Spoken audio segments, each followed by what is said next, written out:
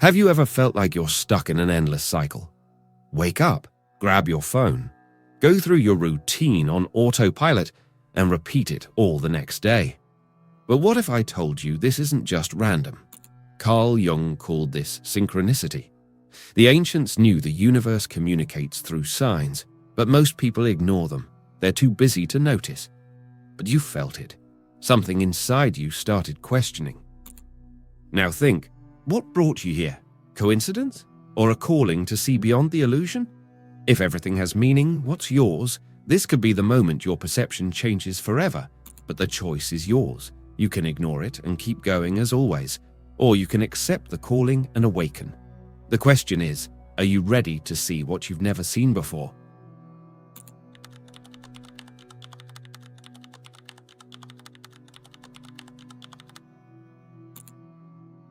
Ever since you were born, you were taught who you should be.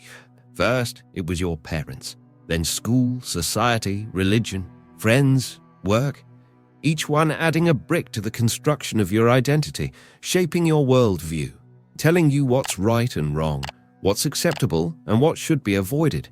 Little by little, without realizing it, you stopped being who you truly are to become what they expected you to be. Carl Jung called this the persona, the social mask we wear to fit in.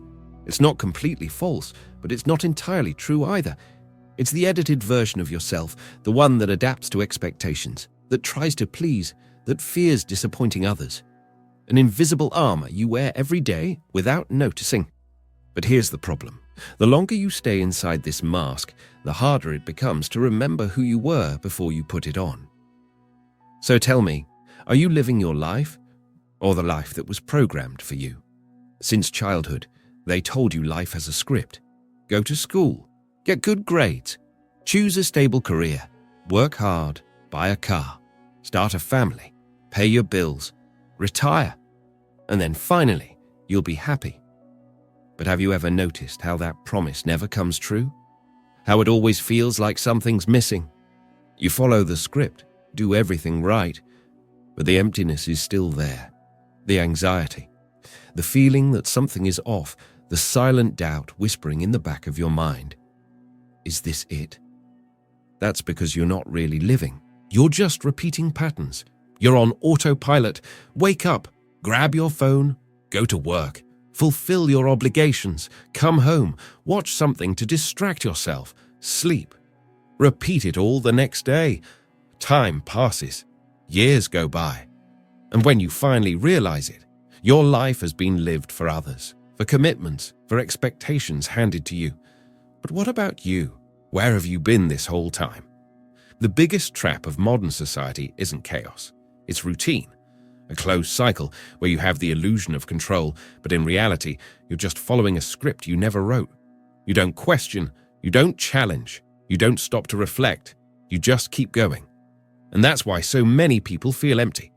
Because they've lost touch with who they really are, because they never allowed themselves to ask, what do I truly want?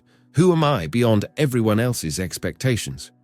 If you've never stopped to think about this, maybe it's because the world doesn't want you to.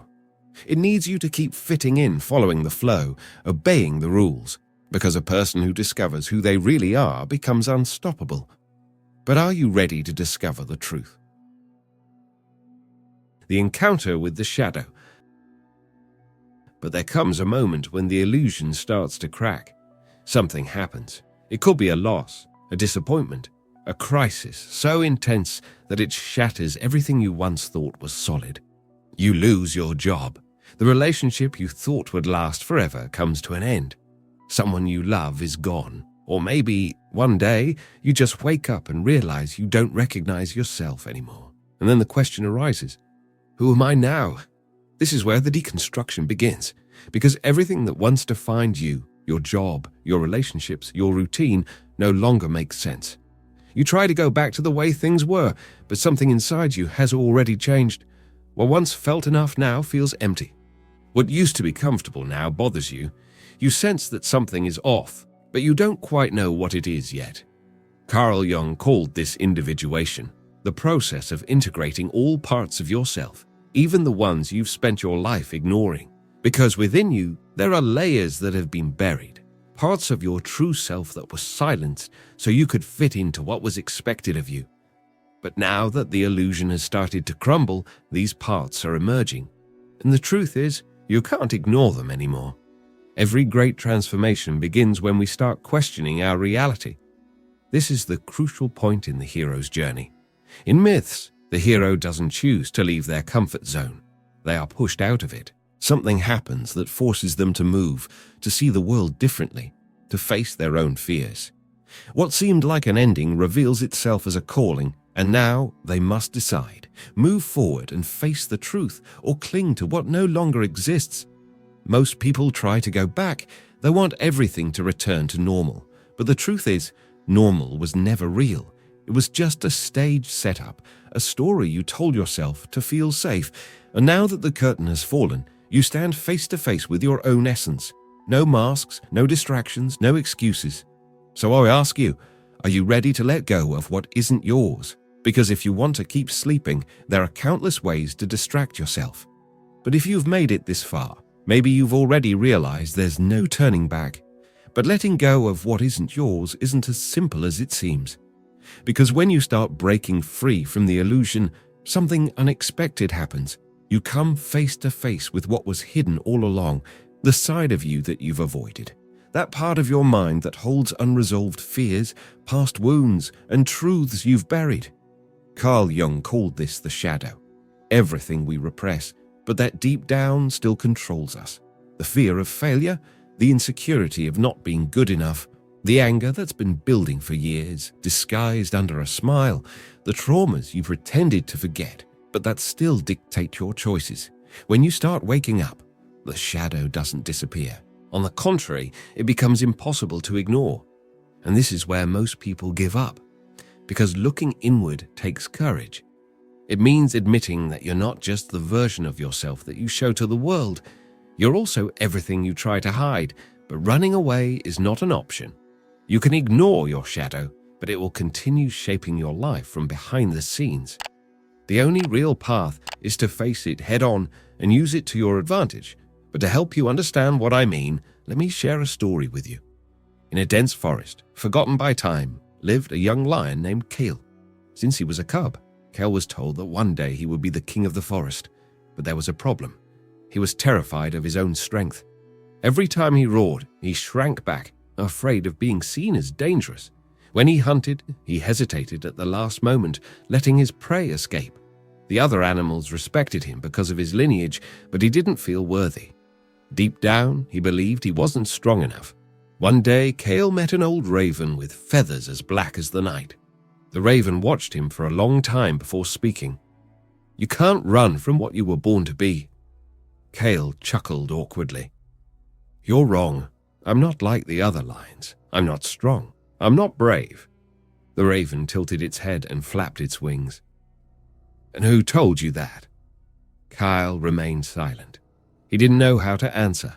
He had always felt like something was wrong with him, but he had never questioned where those thoughts came from. Then the raven led him to a lake with dark waters. "Look at your own shadow," it said. Kale stepped closer and saw his reflection. But instead of his usual image, he saw something different. The lion in the reflection was massive, powerful, with eyes of fire and a mane that seemed to hold storms within it. But Kale took a step back, scared. "That's not me." The raven landed on a rock and smiled. "That is exactly who you are, but you've spent so much time running from yourself that you forgot your own nature." Kale stood still, feeling his heart race. He finally understood.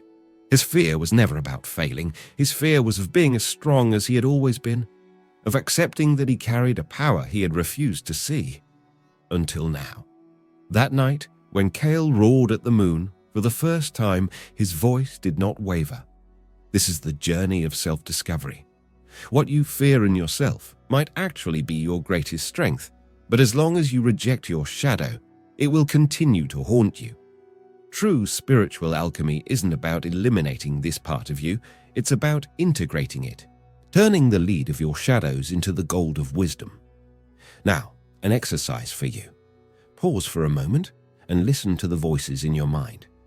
the ones that tell you that you can't, that you're not good enough, that you must keep fitting in. Now ask yourself, are those voices really yours, or were they imposed on you? The power of self-knowledge, the key to transformation. And when you finally face your shadow, something changes. Not suddenly, but like a quiet snap, almost imperceptible. You start realizing that many of the limitations you carry aren't yours. They were imposed, absorbed, repeated so many times that they started to sound like truths. But now, for the first time, you ask, who am I beyond these stories? Carl Jung once said, the world will ask you who you are, and if you don't know, it will tell you. And for so long, the world did tell you who you should be. It created labels, expectations, ready-made identities. But what if you decided to be something else? What if, instead of going with the flow, you started listening to yourself? This is the true power of self-knowledge, the ability to break free from autopilot and take ownership of yourself. But this journey doesn't happen on its own. You need to create space for your truth to emerge. There are practices that can help you access this deeper layer. The first is reflective journaling. Writing isn't just about recording thoughts, it's a mirror of the mind. When you put your thoughts on paper, you start seeing patterns. You notice the fears that keep repeating, the desires that come and go, the cycles that hold you back. Ask yourself, what am I feeling right now? What has been making me hesitate? If there were no judgments, what would I truly want to do? Another powerful tool is dream analysis. Jung believed that dreams aren't just random stories created by the brain. They're messages, codes from the unconscious, bringing fragments of what's hidden. The question is, have you been paying attention? Write down your dreams. Look for symbols that keep showing up. Ask yourself, what is my unconscious trying to tell me? But perhaps the most transformative tool is meditation and silence. In the midst of the world's noise, your inner voice gets lost. You become an echo of your surroundings, reacting to what happens around you, never really connecting with yourself. When you silence the outside voices, you discover something powerful. The truth has always been inside you. It was just waiting for the right moment to be heard. But this journey doesn't end here, because in order to transform, it's not enough to just know yourself. You need to free yourself, and this is where the healing process begins. You can't move forward while carrying the same patterns and limiting beliefs. You can't build a new life if you're still holding on to an identity that no longer represents you. Jung spoke about the collective unconscious, this vast network of memories and beliefs that don't just belong to you, but were inherited, absorbed, passed down through generations. The fear of scarcity, the belief that you always have to struggle to be worthy. The idea that happiness is a privilege for the few. But what happens when you realize these patterns aren't yours? Neuroscience has already proven that the brain is plastic. In other words, it can be reprogrammed. The neural connections that sustain your fears can be dissolved and rebuilt. What spirituality has always known, that you can change your reality by changing your perception, is now a scientific fact. What you believe becomes your experience. So if you change your beliefs, what happens to your life? Now, an exercise. Close your eyes for a moment and imagine that money and fear don't exist, that there are no bills to pay, no expectations to meet, no judgments to face, just you and your truth. What would you do with your life? What makes you feel alive? What have you always wanted deep down but never allowed yourself to pursue? The answer to that isn't some unattainable dream. It's the first step to your new reality. Breaking free from the system and creating your purpose. But knowing who you are and breaking free from your inner chains isn't the end of the journey. It's just the beginning. Because now comes the question that really matters. Who do you choose to become? Up until now, you've lived inside the stories you were told. You followed patterns, obeyed invisible rules, carried burdens that weren't yours. But now you understand that you don't need that anymore. Nothing is stopping you from rewriting your own story. Carl Jung once said, "I am not what happened to me. I am what I choose to become." And that's a truth that few people realize. The past may have shaped you, but it doesn't have to define you. You can look at your scars and see pain, or you can look at them and see growth. The choice has always been in your hands. Great spiritual masters went through this process. Jesus, Buddha, Socrates, Osho, all of them at some point faced a break with the old and took a leap into the unknown. They all had to symbolically die in order to be reborn. They had to abandon the identities imposed on them to discover who they really were. But how do you do that? It all starts with intention. The mind creates reality. This isn't just spirituality, it's neuroscience.